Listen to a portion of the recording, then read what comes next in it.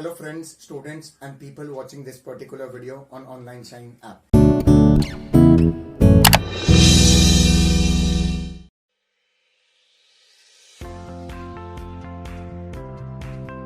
So students, mainly we are on unit 1, the next chapter, that is the third chapter for you all on managerial economics 2, macroeconomics.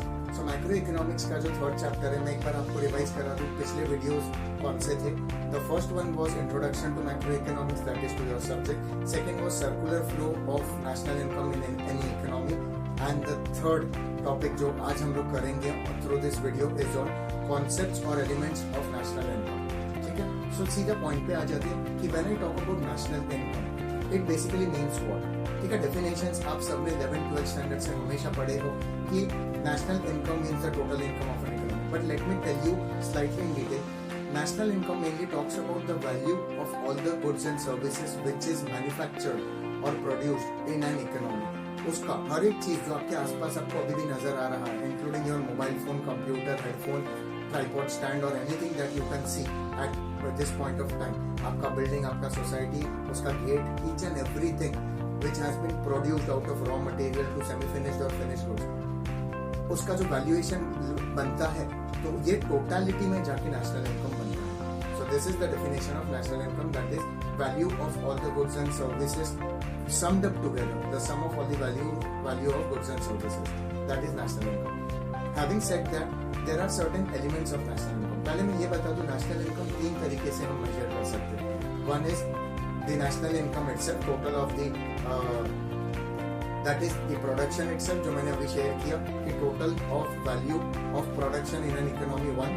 Second is the national income, total of income, कि लोग कितना कमा रहे हैं. लोग तभी कमाएंगे जब कुछ लोग खर्चा करेंगे.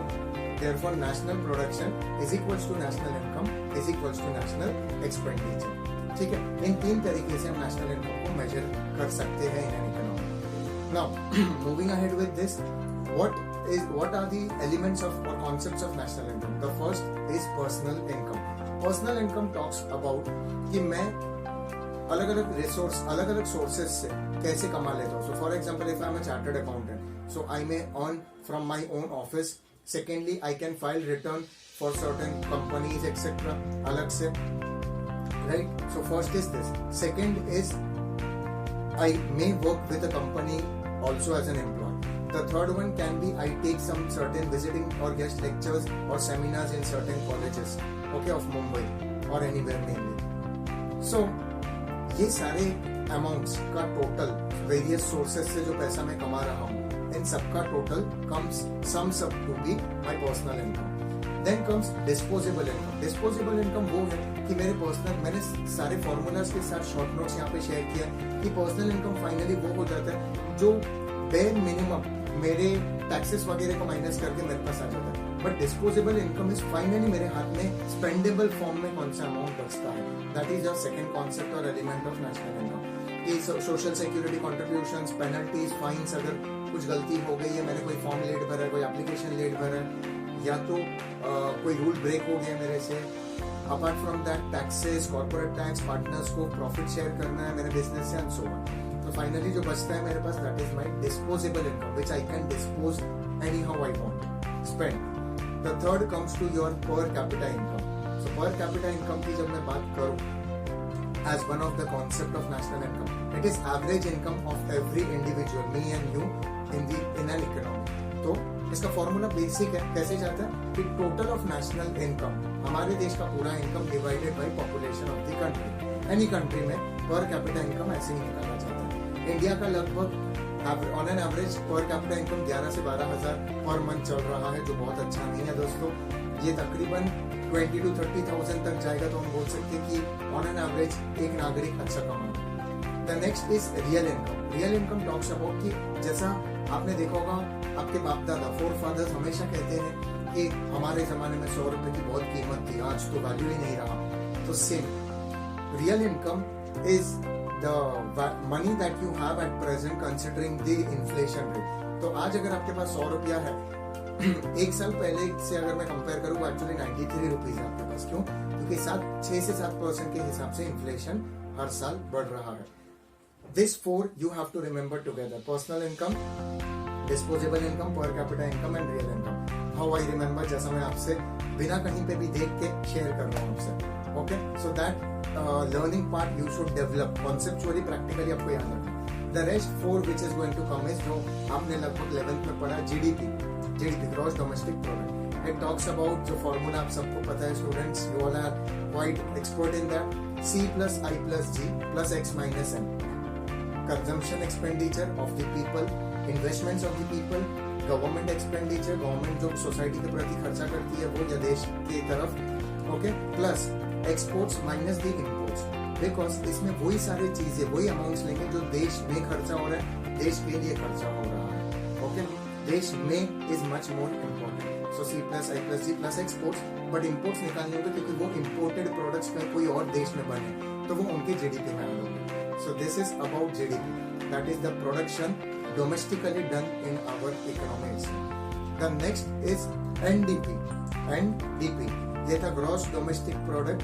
नेक्स्ट है net domestic product. So net domestic product में से सेम फॉर्मूला है, C plus I plus G plus X minus M, बस डिप्रिसिएशन लास्ट में माइनस होगा। इसका मैं हमेशा एक हिंट इसलिए ऐसा देता हूँ कि जब आप ट्रेडिंग अकाउंट से प्रॉफिट एंड लॉस अकाउंट में जाते हो अपना ग्रॉस प्रॉफिट का बैलेंस लेके, तो नेट प्रॉफिट फाइनली कैसे मिलता है प्रॉफिट एंड लॉस अकाउंट में? You deduct the depreciation from debit side as one of the element. So same तरीके से आपको ये फॉर्मूला ऐसा याद रखना है कि जीडीपी से when you go to NDP, depreciation minus होता है। Next comes GNP, gross national product. So इसमें भी जीडीपी का formula as it is written, but when I talk about things at national level, क्या आ जाता है इसमें?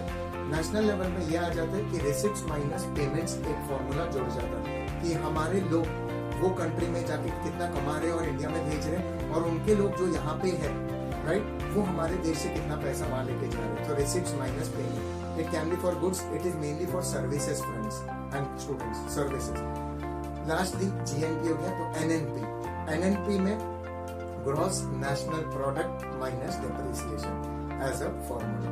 जैसा मैंने आपको कहा, जब हम ग्रॉस से नेट पे जाते हैं तो डेप्रिसिएशन माइनस होगा। So this were the concepts of national income and national income as your chapter. The last answer of this chapter जो मैं शेयर करूंगा, और नेक्स्ट वीडियो में हम ये मॉड्यूल का और एक चैप्टर करेंगे दैट इज बिजनेस और ट्रेड साइकिल। इसके एक लास्ट टॉपिक आंसर में बता दूं कि देयर आर सर्टेन शॉर्टकमिंग्स और loop holes in how national income is measured, and that will be the last part of this video.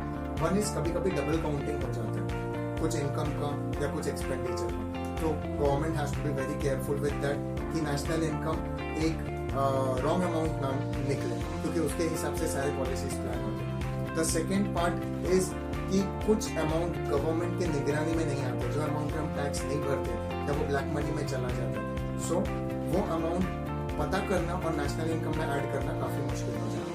Apart from that manipulations और any gifts given to someone, उसका valuation कोई नहीं लगा पाता। Apart from that certain capital gains, कि मैंने कोई घर खरीदा, कोई बेचा, उसमें जो प्रॉफिट हुआ वो भी एलिमेंट हम या तो शो नहीं करते हैं, या तो कुछ सिस्टम का फायदा उठा लेते हैं लोग कहीं ना कहीं, और राइट इनकम शो नहीं करते हैं। All this factors leads to issues. Certain unorganise sector में जो काम होते हैं, जो अनऑर्गेनाइज मनी मार्केट है, पैसों का लेन देन या मंथली पैसा कहीं पे जमा करना फ्रेंड सर्कल में साथ में लेना, उस पर कोई टैक्स भी नहीं भरता है बट है तो income. So all this factors needs to be considered, otherwise these are loopholes or shortcomings in calculating national income. So that's it from my end in this particular video in third chapter of module 1 of macroeconomics. Next chapter काफी short है, business cycles।